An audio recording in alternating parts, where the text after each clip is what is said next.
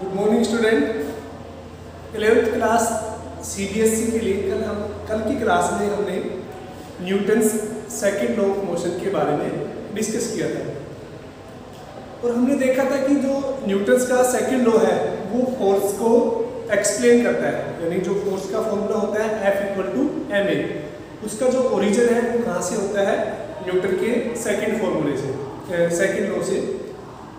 इसके अलावा हमने न्यूटन के जो सेकंड लॉ के से रिलेटेड जो एग्जाम्पल्स हैं उनके बारे में भी हमने डिस्कस किया था और जो लीनियर मोमेंटम है उसके बारे में भी हम कल की क्लास में डिस्कस कर चुके थे। क्लियर? देखिए बच्चों, आज का जो नेक्स्ट टॉपिक है उसके बारे में हम बात करते हैं। तो आज का जो नेक्स्ट टॉपिक है वो है Newton's third law of motion. Third law of motion, इसी को हम क्या बोलते हैं, Newton's third law of motion. देखिएगा, Newton's third law of motion क्या कहता है कि अगर कोई भी दो बॉडी इंटरेक्ट कर रही है,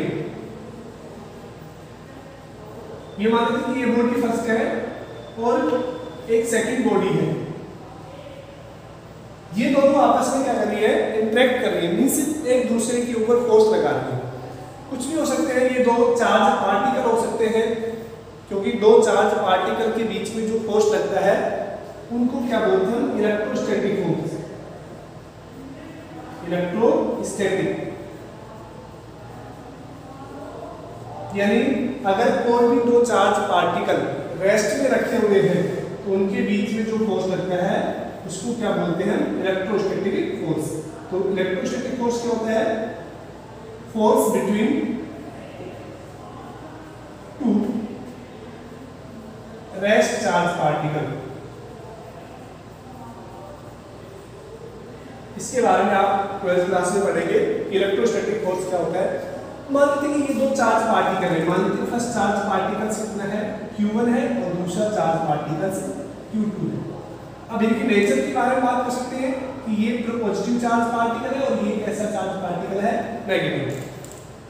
या फिर आपने मैग्नेट के बारे में पढ़ा होगा कि जो मैग्नेट के अंदर अगर कोई भी आपके पास दो बार मैग्नेट है या किसी भी टाइप की मैग्नेट है, मान लेते हैं ये फर्स्ट मैग्नेट है, इसका ये नॉर्थ पोल हो गया और ये साउथ पोल हो गया। ये सेकंड मैग्नेट है, ये इसका नॉर्थ पोल हो गया और ये साउथ पोल। अब देखिएगा, जैसे किसी मैग्नेट के आप टू लाइन पोल को पास लेके आते हैं, जैसे ये नॉर्थ पोल और इस नॉर्थ पोल को आप पास लेके आएंगे तो ये एक दूसरे के ऊपर रिपल्सिव फोर्स लगाएंगे। ठीक है, यानी जो फोर्स लगेगा उसका नेचर कैसा होगा, रिपल्सन नेचर का फोर्स होगा। क्लियर?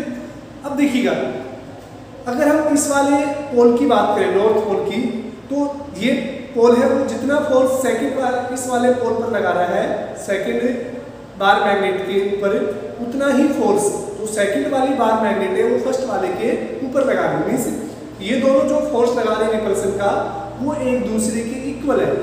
सेम ऐसे ही अगर ये दो चार्ज है, आपको पता है कि ये पॉजिटिव चार्ज है और ये नेगेटिव चार्ज है, तो ये एक दूसरे को क्या करेंगे, अट्रैक्ट करेंगे। तो मान लेते हैं कि ये जो फर्स्ट चार्ज है और सेकंड चार्ज है, पहले चार्ज के द्वारा force on two due to one, यानी दूसरे चार्ज पर पहले चार्ज के द्वारा जितना अट्रैक्शन फोर्स लगाया जाएगा उतना ही अट्रैक्शन फोर्स किसके द्वारा, पहले चार्ज पर दूसरे चार्ज के द्वारा लगेगा। यानी दोनों केस में जो फोर्स है वो क्या होता है, बराबर होता है। ठीक है, तो यही कॉन्सेप्ट इसका है न्यूटन्स के थर्ड लॉ का। ठीक है ना? तो देखिएगा, if two bodies interact each other, then they applied equal force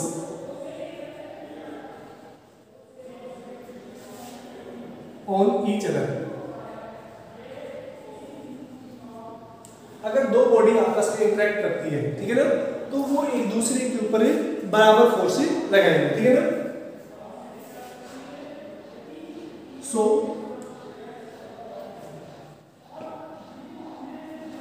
late force on body first, चलो इसको लैंग्वेज में देते हैं। Let us consider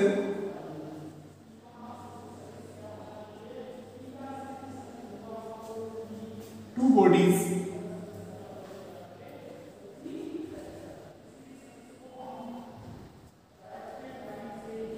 A and B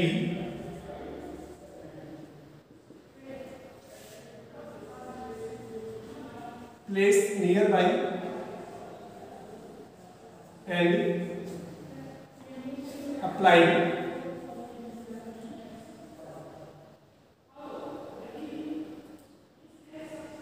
a force on each other.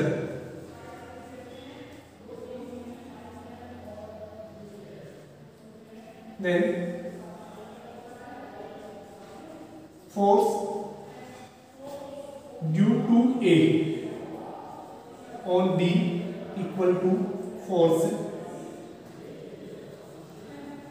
due to B on A, यानी जितना force A B पर लगाएगा उतना ही फोर्स किसका द्वारा होगा, A B का फोर्स होगा वो किसके बराबर होगा, बी ए की। लेकिन बच्चों इनकी जो डायरेक्शन है वो क्या होगी, अपोजिट होगी। यहाँ पर दो पैरेलल लाइन का मींस क्या हो गया, दोनों का परिमाण तो सेम है, ठीक है ना।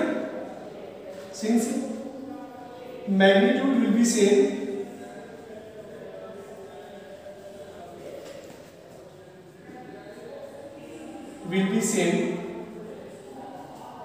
But direction will opposite in nature. यानी देखिएगा ये फर्स्ट जो चार्ज है इस सेकंड वाले को फोर्स लगा रहा है, ठीक है ना। इस डायरेक्शन में अगर फोर्स लगाता है तो सेकंड वाला इस डायरेक्शन में फोर्स लगाएगा। यानी ये जो फोर्स है पहला जो पार्टिकल है जितना फोर्स सेकंड पे लगा रहा है उतना ही फोर्स सेकंड पार्टिकल किस पर लगाएगा, फर्स्ट पर लगाएगा, ठीक है। दूसरा क्या ध्यान रखना है कि जितना फोर्स फर्स्ट लगा रहा है उतना ही फोर्स सेकंड लगाएगा, लेकिन उन दोनों की जो डायरेक्शन है वो क्या होगी, अपोजिट होगी। Clear.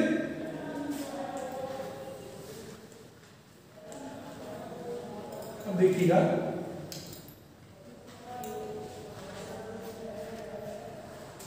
If a body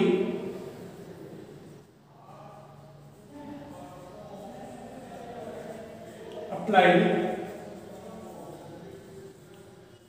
action force on other body, then it itself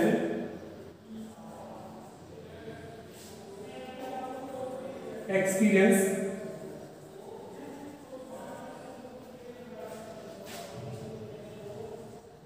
same reaction force. अगर कोई भी बॉडी किसी दूसरी बॉडी पर जो फोर्स लगा रही है अगर हम उसको एक्शन फोर्स बोले तो दूसरी बॉडी जो फर्स्ट बॉडी पर जो फोर्स लगाएगी उसको हम क्या बोलेंगे, रिएक्शन फोर्स, ठीक है। सो दिस फोर्स या this law also known as reaction action reaction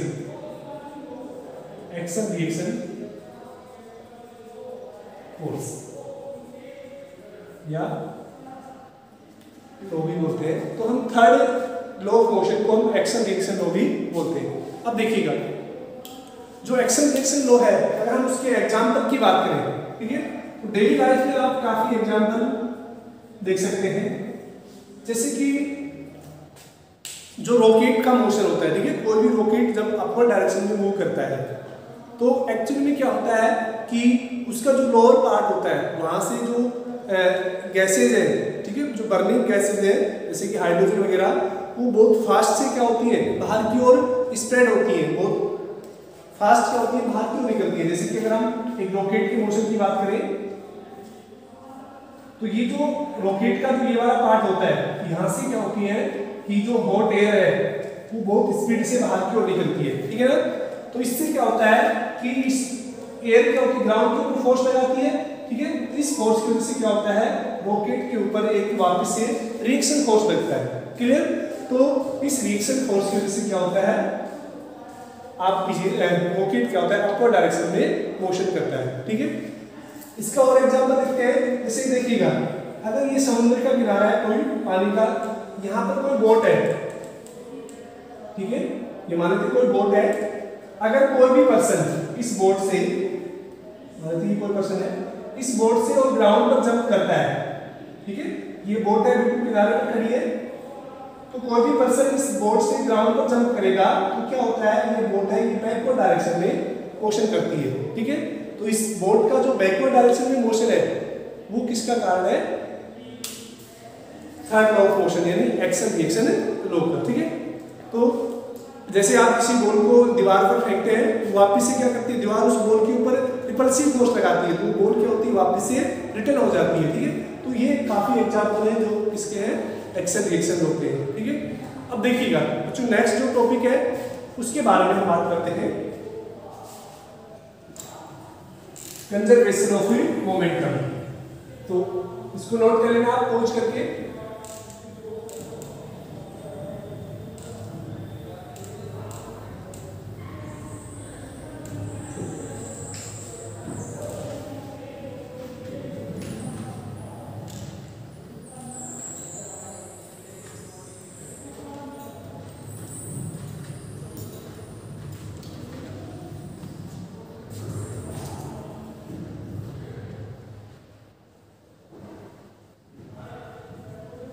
conservation of momentum.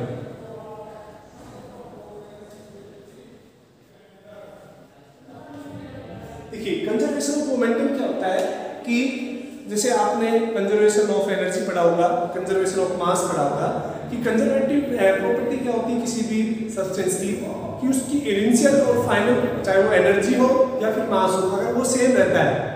जैसे हम कंजर्वेशन ऑफ मास पढ़ते हैं कि इन ए केमिकल रिएक्शन, ठीक है, 10th क्लास में पढ़ के आते हैं कि कोई भी केमिकल रिएक्शन है वो कंजर्वेशन ऑफ मास को फॉलो करती है, ठीक है। यानी जो टोटल मास ऑफ रिएक्टेंट होता है वो किसके बराबर होता है, टोटल मास ऑफ प्रोडक्ट। तो सेम ऐसे ही जो कंजर्वेशन ऑफ मोमेंटम की अगर हम बात करें कि किसी भी बॉडी का जो इनिशियल मोमेंटम है और जो फाइनल मोमेंटम है वो हमेशा क्या रहता है, कंजर्व रहता है, ठीक है।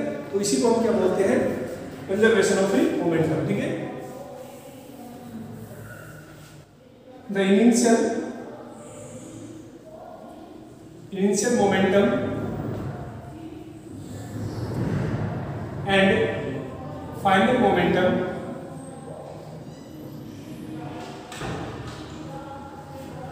of any body remains same. That means momentum follow conservation,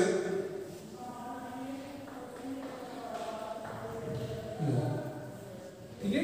यानी जो इनिशियल मोमेंटम है और फाइनल मोमेंटम है वो क्या रहता है, हमेशा सेम रहता है। तो इसका मीन्स क्या हो गया कि जो मोमेंटम है वो किसको फॉलो करता है, कंजर्वेशन लॉ को। यानी किसी भी बॉडी का जो मोमेंटम है वो हमेशा कांस्टेंट रहता है, ठीक है। अब देखिएगा, let us consider two bodies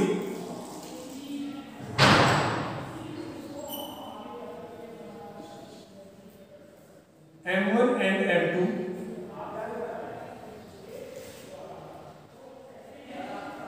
that's initial velocity is u1 and u2, clear. मान लीजिए कि दो बॉडीज है M1 और M2 जिनकी इनिशियल वेलोसिटी कितनी है, u1 और u2 है, ठीक है। सो देयर इनिशियल मोमेंटम, देखिए बच्चों, मान लेते कि ये कोई बॉडी M1 है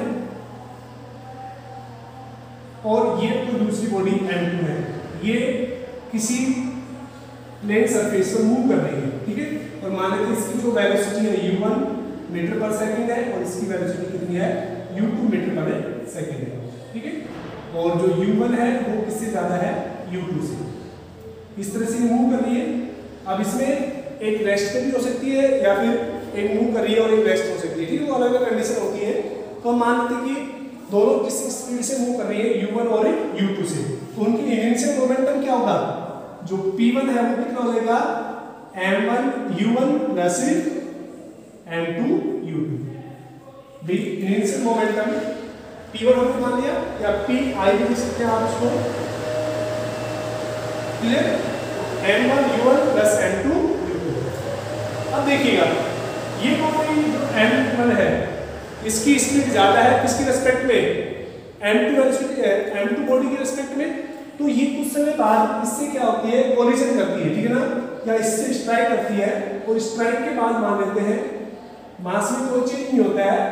आफ्टर कोलिजन इसकी स्पीड हम मान लेते हैं v1 हो जाती है और इसकी स्पीड कितनी हो जाती है v2 हो जाती है, ठीक है ना। After collision the speed of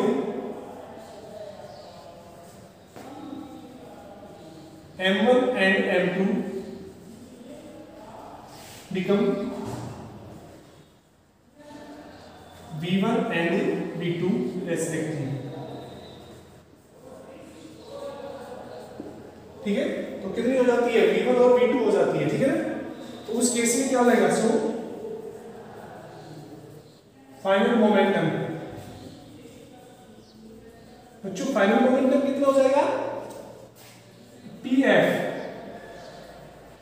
m1 v1 plus m2 v2, clear. ये क्या हो गया फाइनल मोमेंटम हो गया।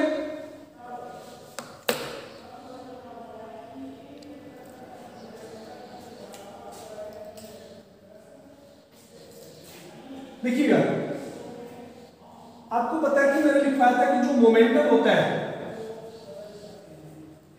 मोमेंटम को p से लिखते हैं, वेक्टर क्वांटिटी होती है। मोमेंटम क्या होता है मास इनटू वेलोसिटी, ये होता है मोमेंटम। तो मानते पहला बॉडी है जिसका मास कितना है m1 है और उसकी इनिशियल वेलोसिटी कितनी है u1, तो इसका मोमेंटम कितना हो जाएगा m1 u1, clear.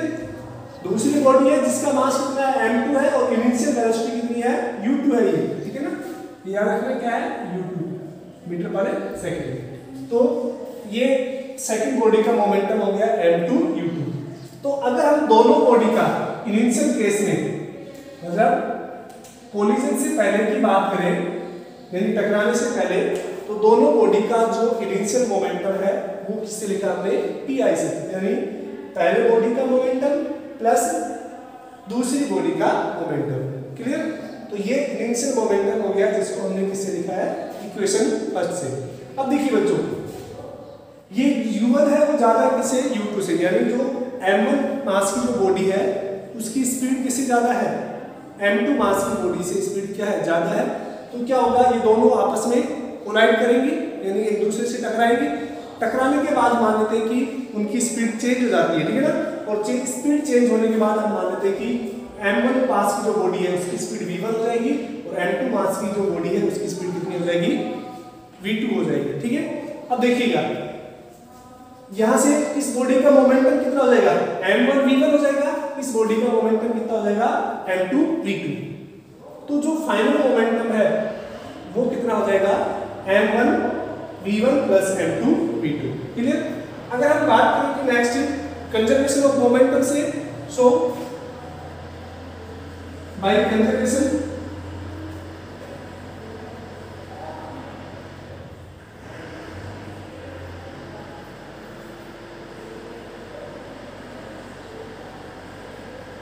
Conservation of momentum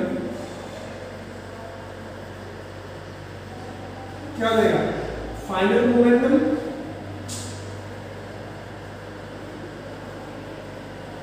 equal to initial momentum.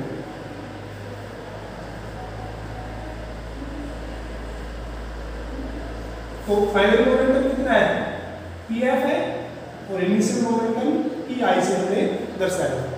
तो जो पी एफ कितना हो गया, m1 v1 plus m2 v2, ये फाइनल मोमेंटम हो गया इक्वल टू इनिशियल कितना है m1 v1 sorry m1 u1 plus m2 v2 u। ये क्या हो गया उसका इनिशियल मोमेंटम। ठीक है, तो टोटल जो मोमेंटम है यानी अगर हम बात करें p है वो हमेशा कैसा रहेगा, कांस्टेंट रहेगा, क्योंकि बराबर करेंगे तो कितना आएगा 0। तो इसका मीन्स क्या हो गया कि जो मोमेंटम है वो एक ही कंजर्व क्वांटिटी है। ठीक है, आज के लिए इतना ही। Thank you. इसको नोट करना, इसको प्रॉपर तरीके से